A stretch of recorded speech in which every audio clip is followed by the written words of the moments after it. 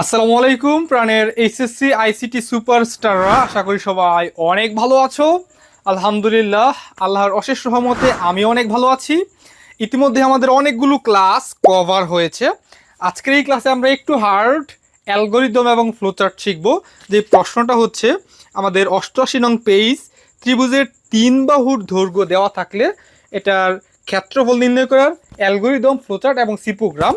আর এটা হচ্ছে আমাদের দ্য গ্রেটেস্ট আইসিটি সাজেশন বই, যেটা খুবই পাওয়ারফুল। এটা স্পেশালি তৈরি করা হয়েছে যারা টিচার এবং বোর্ড এবং টেস্ট পরীক্ষার 95% কমন উপযোগী সাজেশন নিয়ে। আর এটার মধ্যে আমার সকল ক্লাস প্ল্যানিং সিক্রেট তো আছেই। তো যাই হোক, আমরা দেখো মূল টপিকে চলে যাই। ত্রিভুজের তিন বাহুর দৈর্ঘ্য দেওয়া থাকলে ক্ষেত্রফল নির্ণয় করার অ্যালগরিদম, ফ্লোচার্ট এবং সিপোগ্রাম। এখানে আমরা প্রথমে শুরু করে দিচ্ছি স্টেপ 1 দিয়ে। STEP step 1। স্টেপ 1-এ হয় স্টার্ট, এটা আমরা সবাই জানি।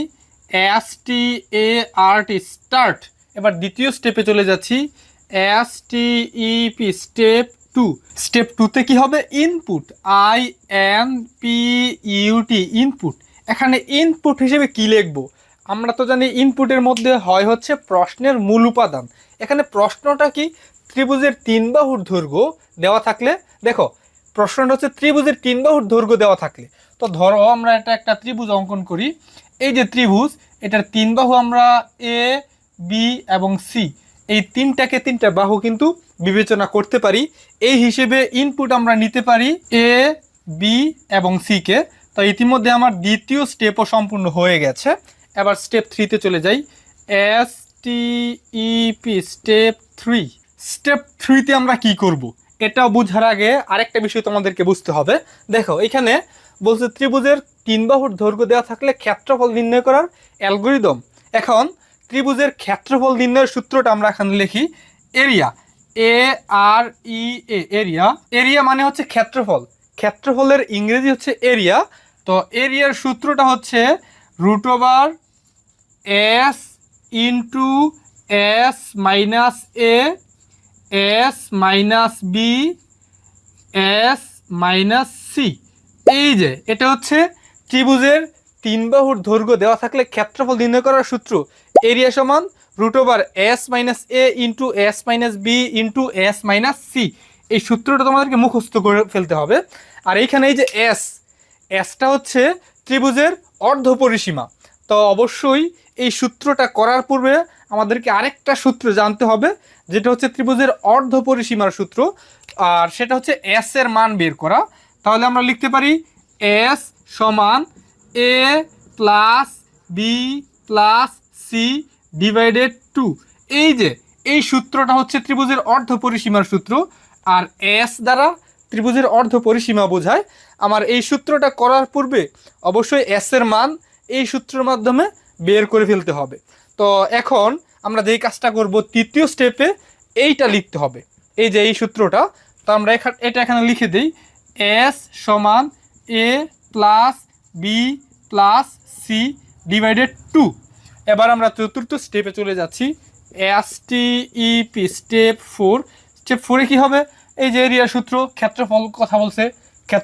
ক্ষেত্রফলের ইংরেজি হচ্ছে এরিয়া, AREA এরিয়া। আর এরিয়ার সূত্রটা হচ্ছে √S সমান S minus A into S minus B into S minus C.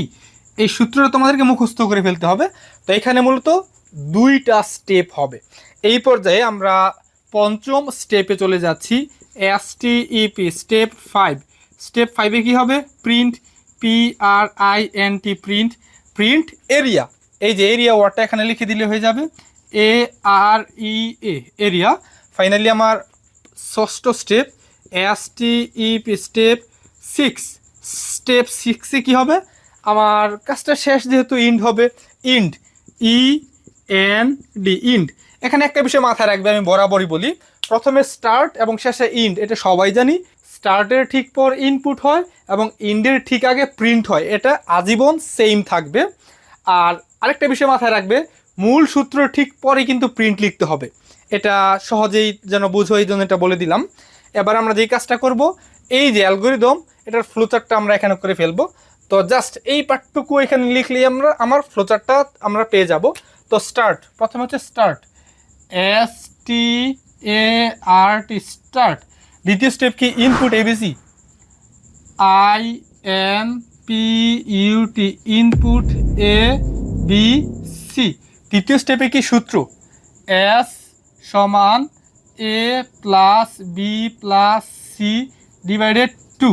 এবার চতুর্থ স্টেপে কি আরেকটা সূত্র, এরিয়া, AREA এরিয়া সমান √S into S minus A into S minus B into S minus C। তো ইতিমধ্যে আমার চতুর্থ স্টেপ সম্পূর্ণ হয়েছে। এবার print area, PRINT print AREA area. Finally হচ্ছে ইন্ট, END ইন্ট। এখন আমরা এটার যে চিত্র আকারের রূপ, সেই রূপটা এখন দিয়ে দিচ্ছি। স্টার্ট এবং ইন্ড একই চিত্র, ডিম্বাকৃতি। তো আমরা স্টার্টের ক্ষেত্রে যে চিত্র দিব, ইন্ডের ক্ষেত্রে সেম চিত্র দিব। এবার দ্বিতীয় স্টেপের কাজ, দ্বিতীয় স্টেপ কি ইনপুট, ইনপুট এবং প্রিন্ট একই চিত্র, অর্থাৎ ইনপুট এবং প্রিন্ট। তো ইনপুট এবং প্রিন্টে যেহেতু একই চিত্র, আমরা দিয়ে দিচ্ছি সেম চিত্রটা। আমার ইনপুটে দেওয়া সম্পূর্ণ হয়েছে, এবার প্রিন্টে, আমার প্রিন্টে দেওয়াও কিন্তু সম্পূর্ণ হয়ে গেছে। আশা করি তোমরা এই পাঠটুকু বুঝতে পেরেছো। আর মাঝখানে আমরা প্রসেসিং পেয়েছি দুইটা, এই যে এইটা হচ্ছে একটা প্রসেসিং এবং এটা একটা প্রসেসিং। এই যে প্রসেসিংয়ের চিত্র দুইটা আমরা এই দুইটা লাইনের মধ্যে দিয়ে দিচ্ছি।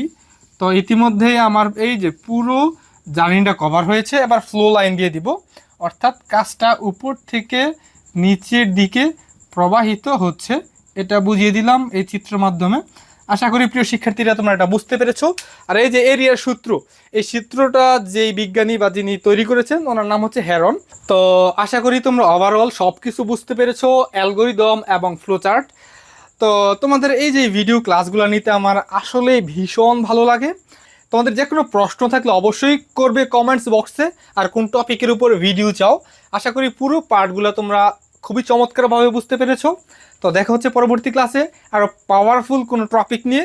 আজ এই পর্যন্তই, আল্লাহ হাফেজ।